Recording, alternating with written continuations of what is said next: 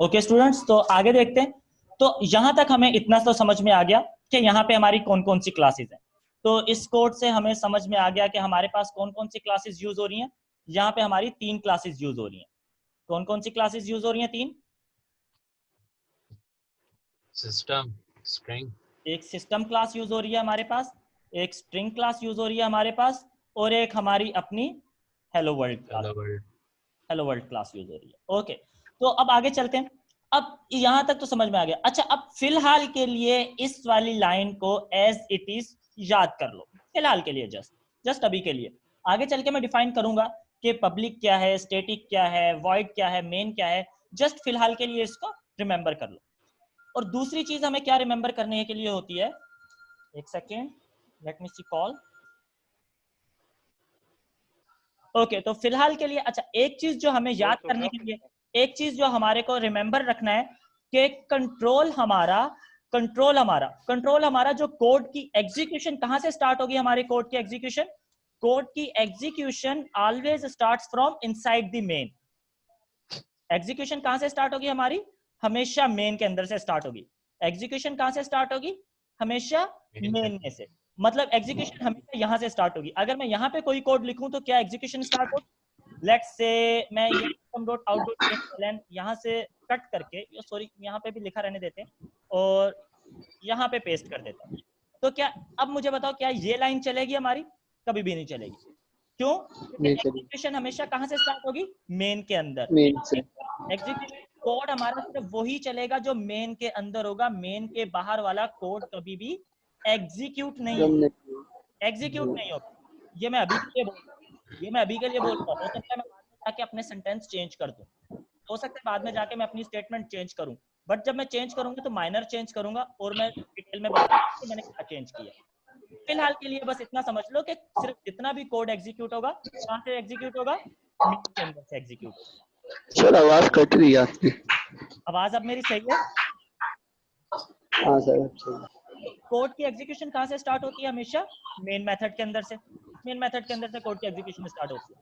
अब हमारे पास कोई भी चीज अगर हमें कंसोल मतलब कोई भी चीज अगर हमें कंसोल पे, यानी कि जो हमारे पास कंसोल होती है, कंसोल लाइन पे अगर प्रिंट करनी है, तो हमारे पास क्या क्या यूज होता है? system.out.println। और इसके अंदर, इस डबल कोटेशन के अंदर मैं जो भी चीज पास करूंगा, मैं जो भी सेंटेंस पास कर दूंगा, वो एज इट इज प्रिंट हो जाएगा। एज इट इज प्रिंट हो जाएगा। इससे इसके अंदर से जावा का कोई लेना देना नहीं है। इसके अंदर यहाँ पे मैं हेलो वर्ल्ड की बजाय लिख दूं, क्या कर रहे हो, या मैं लिख देता हूँ hello to Java, simple hello to Java. ये मैंने फाइल रन कर ली। अच्छा, अब इस फाइल को एग्जीक्यूट कैसे करना है? अब इस फाइल को एग्जीक्यूट किस तरह से करना है? एग्जीक्यूट करने के लिए मैं क्या करता हूँ, मैं सबसे पहले अपने इस फोल्डर में आता हूँ जहां पे मैंने ये जावा की फाइल स्टोर की थी। ये मेरा फोल्डर स्ट्रक्चर है। यहाँ पे देखो, ये मैंने जावा की स्टोर कर रखी थी। अब सबसे पहले तो मुझे यहाँ पे CMD ओपन करना पड़ेगा। CMD ओपन करना पड़ेगा, जो मैं CMD, सबसे पहले मैं यहाँ पे CMD में जाता हूँ, एंड CMD से मैं मूव करता हूँ अपने इस फोल्डर के अंदर। यहाँ पे मैं इस फोल्डर के अंदर मूव कर देता हूँ, डेस्कटॉप। इसकी फिक्र मत करो, ये आप देख सकते हो बाद में। CD, एक सेकेंड।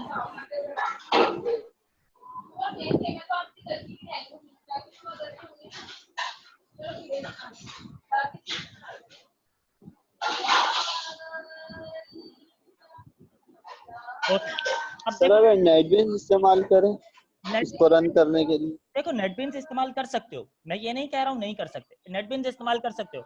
पर देखो, मेरा पर्सनल ओपिनियन है, पर्सनल ओपिनियन ये है कि जब आप बेसिकली सीख रहे हो, बेसिक लेवल पे सीख रहे हो, जैसे जावा बेसिक लेवल पे सीख रहे हो, तो उस पर नेटबीन्स यूज करना आपको फायदा तो देगा। और बहुत सारी चीजें ऐसी हैं जो नेटबीन्स आपके लिए कर रहा होता है।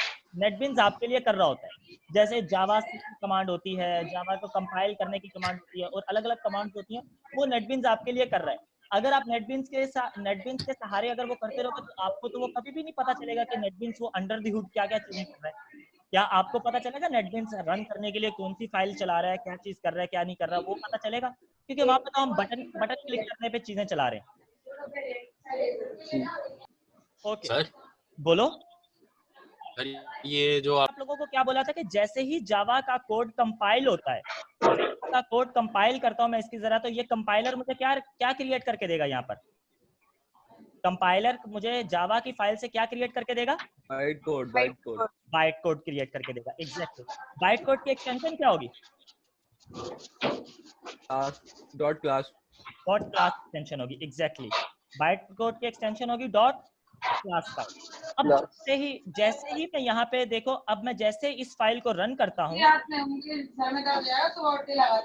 जैसे ही मैं आप लोगों को एक सेकेंड शोर आ रही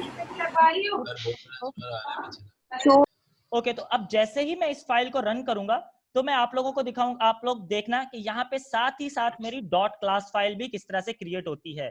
जावा सी हेलो वर्ल्ड डॉट जावा।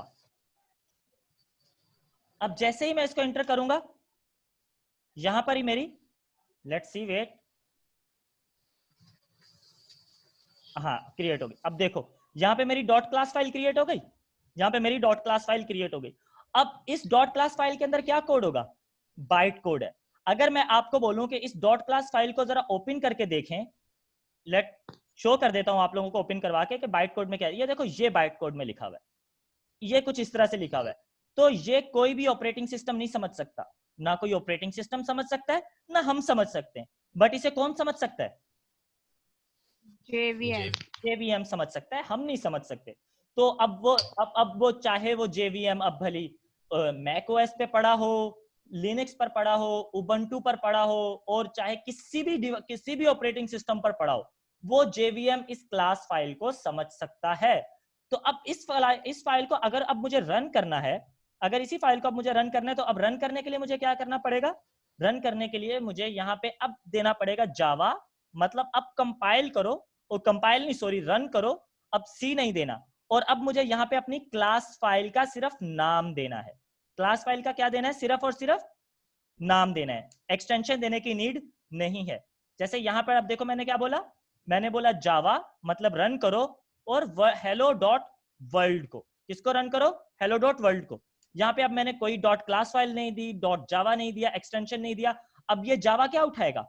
ये जाके डायरेक्ट उठाएगा सिर्फ ये डॉट क्लास फाइल, ये जाके क्या उठाएगा? Dot class file. मेरी ये जो CMD पे मेरी कमांड है, ये क्या उठाएगी? ये जाके सीधा उठाएगी डॉट क्लास फाइल, और इस क्लास फाइल के अंदर जो भी कोड होगा उसे रन करेगी और मुझे यहां पर प्रिंट करके दिखा देगी। Let me show you. तो ये देखो, हेलो टू जावा, हमारे पास यहाँ पे कंसोल पे मैसेज प्रिंट हो गया। तो यहां तक का कॉन्सेप्ट क्लियर है? तो हम आगे चलें।